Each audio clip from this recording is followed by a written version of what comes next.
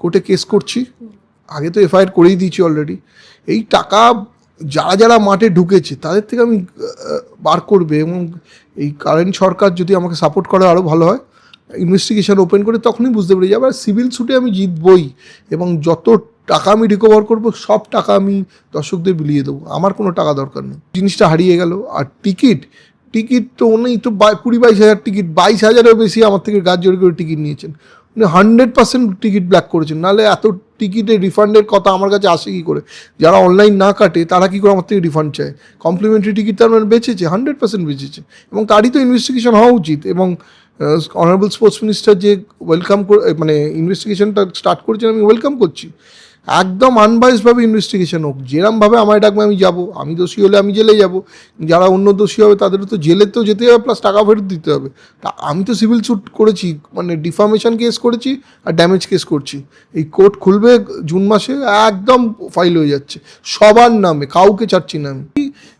Aircraft থেকে যেখান থেকে আমাকে অ্যারেস্ট করা ছিল, সেখানেও তো বারবার মেসি, সুয়ারেজ ও বলছিল যে ও কী করেছে, মানে ওরা তো বুঝতে পেরেছে যে এই ছেলেটা নিয়ে ও তো আমার সিকিউরিটির জন্যই করেছে, এটা বারবার ওর ম্যানেজারও বলেছে। কিন্তু দেখুন, সব কিছু তো এখানে পলিটিক্যাল, আমায় না ঢোকালে কাকে ঢোকাতো? অবিশ্বাসকে তো ঢোকাতে পারতো না। আমার গায়ে পাঠিয়ে দেওয়া হলো, কারণ সেই সময় ইলেকশন ছিল, মন্ত্রীকে তো অ্যারেস্ট করতে পারবে না, আর পুলিশ মন্ত্রী নিজে মমতা ব্যানার্জি, পুলিশকেও খুব বেশি কিছু করতে পারবে না, তাই ইজি আমাকেই স্কেপগোট বানিয়ে দেওয়া হলো আর কি। গ্রেপ্তার তো এতক্ষণে ওনার হওয়া উচিত, মানে যদি সত্যি করে ইনভেস্টিগেশন হতো আর এফআইআরটা যদি নেয়, উনি কোনো কিছু ভেতরে নিয়ে জিজ্ঞেস করা উচিত আপনি কোন নিয়েতে আপনি মাঠে ঢুকেছিলেন। আরে লয়ের ওপর তো কেউ নয়, তাহলে আপনার ফ্যামিলির লোকে কী করে ঢুকলো? জুই বিশ্বাস কী করে ঢুকলো? উনি গাছজোড়ি করে 2টো মাইনরকে অ্যাক্সেস কার্ড ইস্যু করেছিলেন অফিসিয়াল হিসেবে, সেই এক্সট্রোশন, এটাকে তো এক্সট্রোশন বলে, ভাবুন না কী করে করেছিলেন। উনি আমাকে গাছ জোর করেছেন, আমার টিমকে 1 ঘন্টা আটকে রেখেছিলো, বাথরুম বন্ধ করতে যায়নি যে অ্যাক্সেস কার্ড না দিলে হবে না। অনেকে আমার ইনভেস্টিগেশন আসুক না, সব কিছু বলে দেবো। আর পরিবারে তো এফেক্ট করবে, আমরা তো ভদ্রগাড়ি ছেলে, আমাদের জেল ফেল তো আমাদের লাইফে দেখিনি, একটা এফেক্ট তো পড়েইছে। বাট আমি সবাইকে বলেছি একটু স্ট্রং থাকতে, এবং তারাও জানে আমি কিছু ভুল করিনি। আমার বাচ্চা ছেলে আছে, তার তো একটু মানসিক চাপ গেছেই, বাট ঠিক আছে। আমার ফ্যামিলিকে বলেছি ইউনাইটেড থাকতে, দেখুন খারাপ সময় তো আসে, ফাইট করে উঠতে হয়। একটা কথা বলছি, শুভশ্রী এসেছিল একটা ব্র্যান্ড অ্যাম্বাসেডার হিসেবে, হায়াতে ছবি তুলেছিল, তাছাড়া শুভশ্রী মাঠে কোনো ছবি তোলেনি। শুভশ্রী একটা থ্যাংক ইউ নোট ছিল, যেটা মাঠে মেসি আসার আগে শুভশ্রী দিয়ে দিয়েছিল, এটুকু আমি জানি। উনি ছবি তোলেননি, আমি তো মাঠে ছিলাম। এটাই তো, কোনো ক্লাস নেই, ভদ্রতা নেই, এটিকেট নেই, কিচ্ছু নেই। ও প্রথমে এসে মেসির পেটে হাত দিয়ে নিজের ছবি তুলছে, পেটে গায়ে হাত দিয়ে মেসিকে ঠেলে ওনার আমলা বন্ধুদের সঙ্গে ছবি তোলানোর যত রকম চেষ্টা উনি করেছেন। আরে আমি তো বারবার ওনাকে আমি বাধা দিচ্ছিলাম, মানে সিপি বিধাননগরে ওনাকে বারণ করেছিলেন। কিন্তু উনি দেখুন, যেই পুলিশ পাওয়ারে বিক্রি হয়ে যাবে না, সেই পুলিশের কাজটা করার চাপ, এবং সিকিউরিটি তারা কম্প্রোমাইজ করে নিয়েছিলেন। আপনি আমাকে একটা কথা বলুন, যার নাম শোফলোতে নেই, অরূপ বিশ্বাসের নাম শোফলোতে নেই, তাহলে তার অরূপ বিশ্বাসেরও নেই, মনে করুন, তার মানে তার সিকিউরিটিরও থাকা উচিত না, তার ইউটিউবার টিমের থাকা উচিত নয়। এই মুহূর্তে যে মানুষটির সাথে রয়েছি, ভাগ্যের পরিহাস এমনই যে সুনামের পরিবর্তে দুর্নামটাই তার ভাগ্যে জোটে। মেসি কাণ্ড, মানে সত্যি মেসি কাণ্ড বলতেও কেমন লজ্জা লাগছে। যখন মেসি আসার কথা, সারা কলকাতাবাসী উত্তেজনায় ভরে গেছিল, এবং যে মেসি কাণ্ড যেটা বলছি, তার সঙ্গে যার নাম ওতপ্রোতভাবে জড়িয়ে গেছিল, তিনি হচ্ছেন শততু দত্ত। দাদা, প্রথমে জিজ্ঞেস করি, অনেক ইন্টারভিউ দেখেছি, এবং বলে না, মানে যে কাজটা করতে গেছিলে ভালোর জন্য করতে গেছিলে, কিন্তু দুর্নামটা জুটেছে। মানে 13ই ডিসেম্বর তোমার জীবনটাই পুরোপুরি বদলে গেছে। একটু শুনবো সেই দিনকার ঘটনাটা একটু। দেখো, যেটা তুমি বললে না যে ভালো করতে গিয়েই আমি ফাঁসলাম, কি আমার এই সল্টলেক স্টেডিয়ামে ইভেন্টটা করার কথা ছিল না। কেননা আমি প্রথমে একটা বিলিয়নিয়ারের একটা অফার পেয়েছিলাম, যে তার বাড়িতে লাঞ্চ নিয়ে যাওয়ার জন্য। অনেক টাকা ছিল সেই অফারটায়। তাই বাঙালি ছেলে, ইমোশনাল ছেলে, কলকাতা বাংলা এত ফুটবল পাগল, মেসির এত ফ্যান, আমি বললাম বাকি 3টে সিটিতে করছি, নিজের শহরে করবো না, আমি এখানে করলাম। তাই ওটা কমার্শিয়াল ইভেন্ট ছিল। দেখো, কমার্শিয়াল না করলে তো মেসি আসতো না, মেসি তো পয়সা ছাড়া আসতো না। তা আমি সেই আবেগেই করতে গেলাম, ভাবলাম গভর্নমেন্ট সিকিউরিটি দেবে, সব ধরনের পারমিশন নিয়ে নিলাম, পুলিশ পারমিশন নিয়ে নিলাম, প্রপার সব কিছু করলাম। আমার ইন্টেনশন ছিল মেসিকে দেখানো লোকের, সেই জন্য মেসিকে নিয়েও এলাম। মেসি এসে মাঠে ঢুকলো, সব কিছু করার পারফর্ম করার চেষ্টা করলো। তারপরে তো তুমি দেখলেই যে কিরমভাবে কী জিনিসটা হলো। এটা কিভাবে হলো, মানে সবকিছু তো আগে থেকে বলা ছিল? সব কিছু বলা ছিল, সব কিছু প্ল্যান ছিল, Z+Z ক্যাটাগরি ইভেন্ট ছিল। এর থেকে তো আর আমার বাইরে কিছু করার ছিল না। কিন্তু তারপরেও একটা ইম্যাচিওর্ড আনপ্রফেশনাল স্পোর্টস মিনিস্টার মাঠে ঢুকলো। সে ঢুকে, যার নাম সৌফলতে ছিল না, তিনি ঢুকে তার এটা সেই পাবলিক ইভেন্টটাকে পার্সোনাল ইভেন্ট বানিয়ে দিল। পুলিশের ব্যর্থতা, পুলিশের পুরো পুরো ফেলিওর। কোনো মানে মাঠে 150-200 জন লোকে ঢুকে পড়লো, যেখানে চিফ মিনিস্টার নিজে অ্যাজ এ চিফ গেস্ট আসার কথা, নিয়ে আমার পুরো প্রোগ্রামটাকে স্যাবোটেজ করে ভুন্ডুল করে ছেড়ে দিল আর কি। এবং সব কিছুর জন্যে আমার গায়ে পাঠিয়ে দেওয়া হলো, কারণ সে সময় ইলেকশন ছিল। মন্ত্রীকে তো অ্যারেস্ট করতে পারবে না, আর পুলিশ মন্ত্রী নিজে মমতা ব্যানার্জি, পুলিশকেও খুব বেশি কিছু করতে পারবে না, তাই ইজি আমাকেই স্কেপগোট বানিয়ে দেওয়া হলো আর কি। এবং আপনাকে যেভাবে, মানে একজন ক্রিমিনালকেও বোধহয় ওইভাবে নিয়ে যান, যে মুখে কালো কাপড় দিয়ে সেইভাবে নিয়ে যেতে। আরে তখন কালো কাপড়টা দিয়েছে যদি আমি অরূপ বিশ্বাস বা পুলিশের এগেনস্টে কিছু বলি, তখন ওইটা ওই ক্রিমিনাল, বললাম না, ওইটাই ভাগ্যের পরিহাস যে আমি কেন করতে গেলাম এখানে। ভাবুন, করতে গিয়ে এরম ফেসে গেলাম। আমার তো বিলিনিয়ারের বাড়িতে নিয়ে গেলে খাওয়া দাওয়া করে ছবি তুলিয়ে নিয়ে বেরিয়ে চলে যেতে পারতাম। ওই আবেগবশত করে নিলাম আর কি, মুগ্ধ হলো। ভগবান হয়তো ভালো দিনও আমায় দেখাবে, হয়তো এই জন্য এই ভালো দিনটা দিয়েছে। আজ আমি প্রতিবাদটা করতে পারছি বা সত্যিটা বলতে পারছি। এবং ঘণ্টাখানেক আগেও যখন বললেন যে সমস্ত কিছু ঠিক ছিল, এবং ঘণ্টাখানেক যখন ওরা, অরূপ বিশ্বাস এবং তার পরিবার সবাইকে নিয়ে, এবং আমি তো দেখেছি সিকিউরিটি গার্ড থেকে শুরু সবাই ছবি তুলছে, এবং মেসির পেটে হাত দিয়ে রীতিমতো। আরে ওইটাই তো, কোনো ক্লাস নেই, ভদ্রতা নেই, এটিকেট নেই, কিচ্ছু নেই। ও প্রথমে এসে মেসির পেটে হাত দিয়ে নিজের ছবি তুলছে, পেটে গায়ে হাত দিয়ে মেসিকে ঠেলে ওনার আমলা বন্ধুদের সঙ্গে ছবি তোলানোর যত রকম চেষ্টা উনি করেছেন।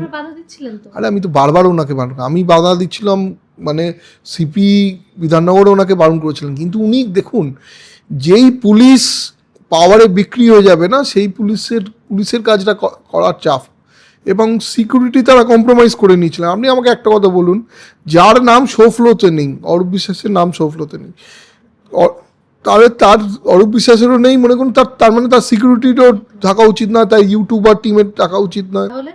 আরে সল্টলেক স্টেডিয়াম ওনার আধিপত্যের জিনিস ছিল। উনি ইনফ্লুয়েন্স খাটিয়ে গাছ জোয়ারি করিয়ে সব কিছু ঢুকলেন। ভাবুন না, কিছু দর্শক মাঠের ভেতরে ঢুকেছে, যারা দর্শকের টিকিট কেটে এসেছিল, তারা এসে মেসির সঙ্গে সেলফি তুলেছে। আপনি বুঝতে পারছেন সিকিউরিটির কী অবস্থা ছিল। আপনি একবার ভেবে দেখুন, আপনি দর্শক হয়ে ঢুকলেন মাঠে, বেড়া টপকে বা বেড়া কোথাও দরজা খোলা ছিল সেখান থেকে ঢুকিয়ে, বা আপনার কিছু সেটিং করে আপনি মাঠে ঢুকে লিওনেল মেসির সঙ্গে আপনি ছবি তুলে এলেন। তাতেই বোঝা যাচ্ছে সিকিউরিটির কী অবস্থা ছিল। আর স্পোর্টস মিনিস্টার নিজের মাইলেজের জন্য সব কিছু করে দিলেন। আচ্ছা, এই ঘটনা যখন কলকাতায় এরকম হলো, এটা মানে খুবই লজ্জাজনক ঘটনা। মানে মেসির মতো মানুষকে আপনি এনেছেন, তারপরে যখন আপনি চলে গেলেন, তখন কিছু কথা হয়েছিল? মেসির টিমের সঙ্গে তো রেগুলার টাচে, যে ওনার বাবার সঙ্গে কথা হয়েছিল, সবাই কম্প্যাশনেট ছিল, সবাই তো বুঝিয়েছিল যে আমাকে বলিকা বাঁকড়া বানানো হয়েছে। তারাও বুঝতে পেরেছে, তারা বারবার এমনকি এয়ারক্রাফট থেকে যেখান থেকে আমাকে অ্যারেস্ট করা ছিল, সেখানেও তো বারবার মেসি, সুয়ারেজ বলছিল যে ও কী করেছে। মানে ওরা তো বুঝতে পেরেছে যে এই ছেলেটা নিয়ে, ও তো আমার সিকিউরিটির জন্যই করেছে। এটা বারবার ওর ম্যানেজারও বলেছে। কিন্তু দেখুন, সব কিছু তো এখানে পলিটিক্যাল। আমায় না ঢোকালে কাকে ঢোকাতো? অরূপ বিশ্বাসকে তো ঢোকাতে পারতো না। আর পুলিশ মন্ত্রী নিজে মমতা ব্যানার্জি, ডিজিকে তো আর ভেতরে ঢোকাতে পারতো না। ওই আমাকেই স্কেপগোট বানিয়ে দিল আর কি।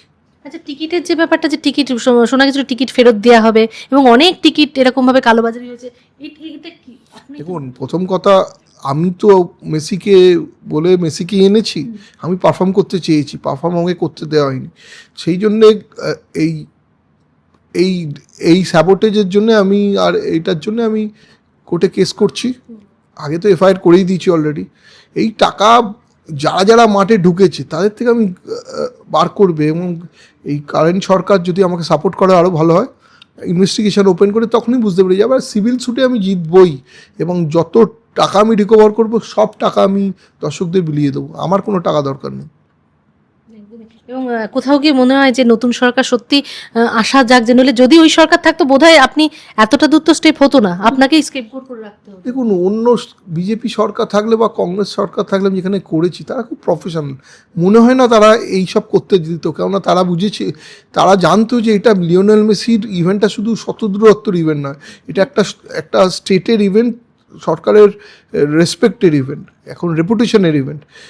বাকি তিনটে স্টেট সেটাকে বুঝতে পেরেছিল, এই স্টেট বুঝতে পারেনি, এখানে সব কিছুতেই তো দাদাগিরি হতো, সেই দাদাগিরিতে জিনিসটা হারিয়ে গেল। আর টিকিট তো উনি তো 20-22 হাজার টিকিট, 22,000-এরও বেশি আমার থেকে গাছ জোর করে টিকিট নিয়েছেন, উনি 100% টিকিট ব্ল্যাক করেছেন, নাহলে এত টিকিটের রিফান্ডের কথা আমার কাছে আসে কী করে? যারা অনলাইন না কাটে তারা কী করে আমার থেকে রিফান্ড চায়? কমপ্লিমেন্টারি টিকিট তার মানে বেঁচেছে, 100% বেঁচেছে, এবং তারই তো ইনভেস্টিগেশন হওয়া উচিত। এবং অনারেবল স্পোর্টস মিনিস্টার যে ওয়েলকাম করে, মানে ইনভেস্টিগেশনটা স্টার্ট করেছেন, আমি ওয়েলকাম করছি, একদম আনবায়াসডভাবে ইনভেস্টিগেশন হোক, যেরমভাবে আমায় ডাকবে আমি যাব, আমি দোষী হলে আমি জেলে যাব, যারা অন্য দোষী হবে তাদেরও তো জেলে তো যেতে হবে, প্লাস টাকা ফেরত দিতে হবে। আমি তো সিভিল স্যুট করেছি, মানে ডিফামেশন কেস করেছি আর ড্যামেজ কেস করছি, এই কোর্ট খুলবে জুন মাসে, একদম ফাইল হয়ে যাচ্ছে সবার নামে, কাউকে ছাড়ছি না আমি। গ্রেপ্তার তো এতক্ষণে ওনার হওয়া উচিত, মানে যদি সত্যি করে ইনভেস্টিগেশন হতো আর এফআইআরটা যদি নেয়, উনি কোনোকে তো ভেতরে নিয়ে জিজ্ঞেস করা উচিত আপনি কোন নিয়েতে আপনি মাঠে ঢুকেছিলেন। আরে লয়ের ওপর তো কেউ নয়, তাহলে আপনার ফ্যামিলির লোকে কী করে ঢুকলো, জুই বিশ্বাস কী করে ঢুকলো? উনি গাছ জোড়ি করে 2 মাইনরকে অ্যাক্সেস কার্ড ইস্যু করেছিলেন অফিসিয়াল হিসেবে, সেই এক্সট্রোশন, এটাকে তো এক্সট্রোশন বলে, ভাবুন না কী করে করেছিলেন।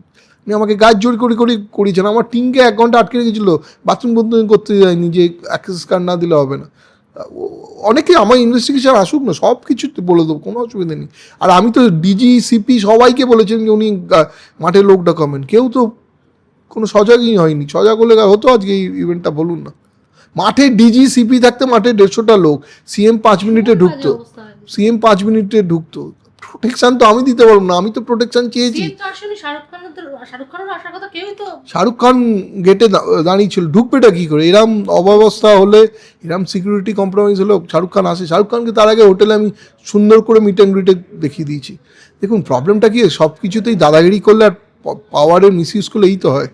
আচ্ছা, শুভশ্রী গাঙ্গুলিরও নাম উঠেছে, ওনাকে বা শুধু সবাই দোষারোপ করছে ওখানে ছবি তোলার জন্য, এই ব্যাপারে? দেখুন আমি একটা কথা বলছি, শুভশ্রী এসেছিল একটা ব্র্যান্ড অ্যাম্বাসেডার হিসেবে, হায়াতে ছবি তুলেছিল, তাছাড়া শুভশ্রী মাঠে কোনো ছবি তোলেনি। শুভশ্রী একটা থ্যাংক ইউ নোট ছিল, যেটা মাঠে মেসি আসার আগে শুভশ্রী দিয়ে দিয়েছিল, এটুকু আমি জানি। উনি ছবি তোলেননি, আমি তো মাঠে ছিলাম, মাঠের ভেতরে উনি ছবি তুলেননি, যেটা তুলেছেন স্পন্সরের পার্ট হিসেবে উনি ছবি তুলেছেন, তার বাইরে উনি কিচ্ছু ছবি তোলেননি, এটা আমার কাছে ইনফরমেশান আছে এবং আমি নিজেও দেখেছিলাম। আচ্ছা, বাকি 3টে স্টেটে তো খুব সুন্দরভাবে হলো, সেটা কি কোথাও গিয়ে কলকাতার এরকম হাল হাকিকাত দেখে কি তো আপনি বুঝতে পেরেছিলেন যে তারপরে সেইভাবে ম্যানেজ করা বা কিছু? অটো পাইলট মোড, পুলিশের কাজ করেছিল, পলিটিশিয়ানরা বুঝেছিল এটা একটা পাবলিক ইভেন্ট, পলিটিক্যাল ম্যাচুরিটি দেখিয়েছিল, আর পুলিশ ওসব কে পলিটিশিয়ান কে ওসব মানিয়েনি, এবং চিফ মিনিস্টাররা নিজেদের কাজটা বুঝতে পেরেছিল যে এইটা স্টেটের সম্মান, দেশের সম্মান, তারা কাজ করেছিল ঠিক মতন, অ্যাক্ট করেছিল। সচিন তেন্ডুলকার ছবি তুলেছে দেখেছেন, বা এতগুলো ফিল্মস্টার ছবি তুললেন, রাহুল গান্ধী নিজে ছিলেন, কেউ কারোর পেটে হাত দিলে বা কাঁধে হাত দিয়েছেন, এটা বললাম না, এটা ক্লাসের ব্যাপার না। এই অরূপ বিশ্বাসের কোনো ক্লাস ছিল না, ছিল না বলেই তো পেটে গাড়ে হাত দিয়েছিল। এটাকে ল্যাটিন আমেরিকান কালচারে ব্যাড টাচ বলে। ওনার কিছু, উনি ভেবেছিলেন এটা ওনার ওই টলিগঞ্জের ওই পাড়ার কোনো ইভেন্ট। আচ্ছা, আমি জাস্ট একটু ছোট্ট করে শুনবো যে মেসিকে আনার তো একটা সাহস তো নিশ্চয়ই ছিল না রাস্তাটা।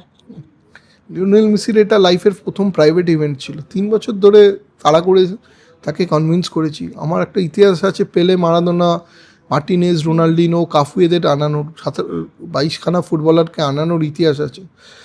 আমার একটা ক্রেডিবিলিটি আছে। কখনো শুনেছেন কি এই ধরনের কখনো কিছু হয়নি তো? তার কথাতেই, সেই ক্রেডিবিলিটি দেখেই মেসি এসেছিল। অনেক কষ্ট করে, অনেক 3 বছরের অধ্যাবসায় রাজি করেই নিয়ে এসেছিলাম। আমার ভুলটাই হয়েছিল ওই পশ্চিমবঙ্গ থেকে স্টার্ট করাটা।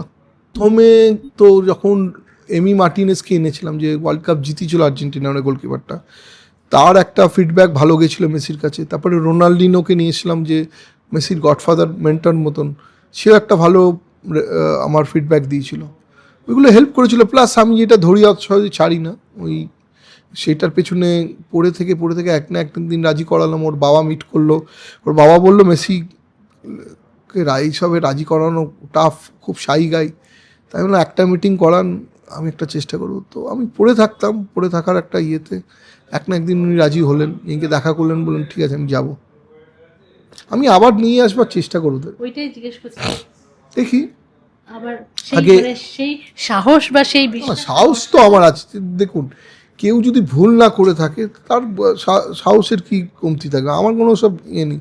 আমি জুডিশিয়ারিতে বিলিভ করি, ইনভেস্টিগেশন হবে, কোর্ট যা বলবে আমি নিট অ্যান্ড ক্লিন বেরিয়ে যাব।